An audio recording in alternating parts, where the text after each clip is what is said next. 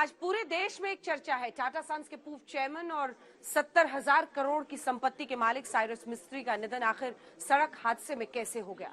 Cyrus मिस्त्री Mercedes Benz GLC में सवार थे। कार की दुनिया में मर्सिडीज का लोहा माना जाता है। मर्सिडीज सिर्फ स्टेटस सिंबल नहीं बल्कि लग्जरी और सेफ्टी के मामले में सबसे सुरक्षित कार मानी जाती है। वैसे सड़क हादसों में फिल्म फास्ट एंड फ्यूरियस से विश्व में अपने अभिनय का लोहा मनवाने वाले 40 वर्षीय स्टार पॉल वॉकर की नॉर्थ लॉस एंजलिस में सड़क हादसे में मृत्यु हुई। हादसे के वक्त Paul walker Porsche Carrara GT में सवार थे। प्रिंसेस डायना की मौत 31 अगस्त 1997 को पेरिस में एक कार दुर्घटना में हुई थी। सड़क हादसे के वक्त princess Diana Mercedes Benz S280 में सवार थी।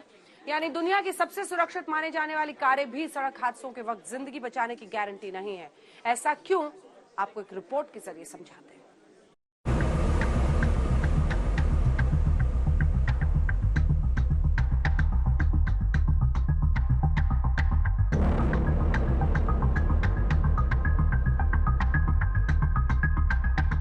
हादसे का शिकार बनी यही सिल्वर रंग की मर्सिडीज है जिसमें टाटा ग्रुप के पूर्व चेयरमैन साइरस मिस्त्री सवार थे।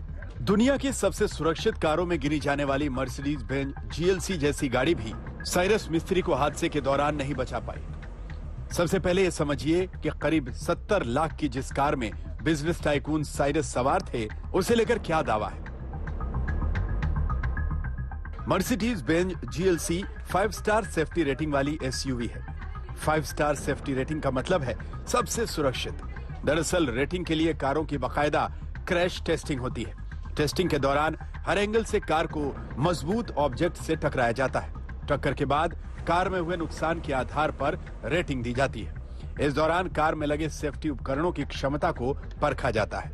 मतलब बॉडी बिल्ड से लेकर एयरबैग तक ये रेटिंग 0 से 5 स्टार तक होती है, जिसमें 5 स्टार रेटिंग का मतलब बेहद सुरक्षित और 0 स्टार रेटिंग का मतलब है बिल्कुल भी सुरक्षित नहीं।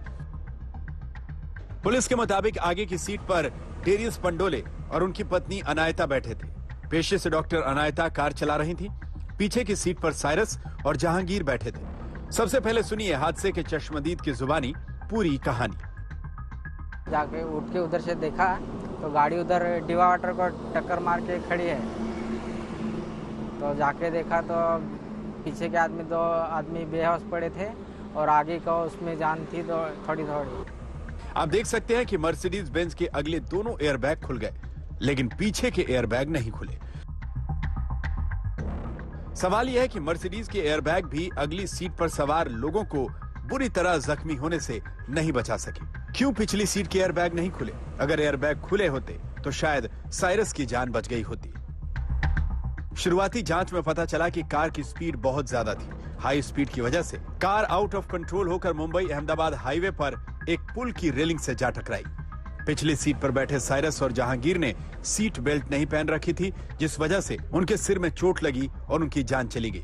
हादसे पर एक्सपर्ट्स क्या कहते हैं, सुनिए।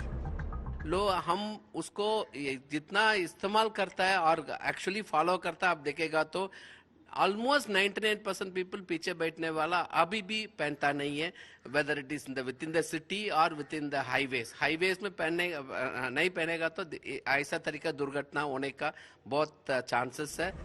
सवाल मर्सिडीज की एयरबैग नहीं खुलने का भी है तो पिछली सीट पर बिना सीट बेल्ट लगाए सफर करने का भी है।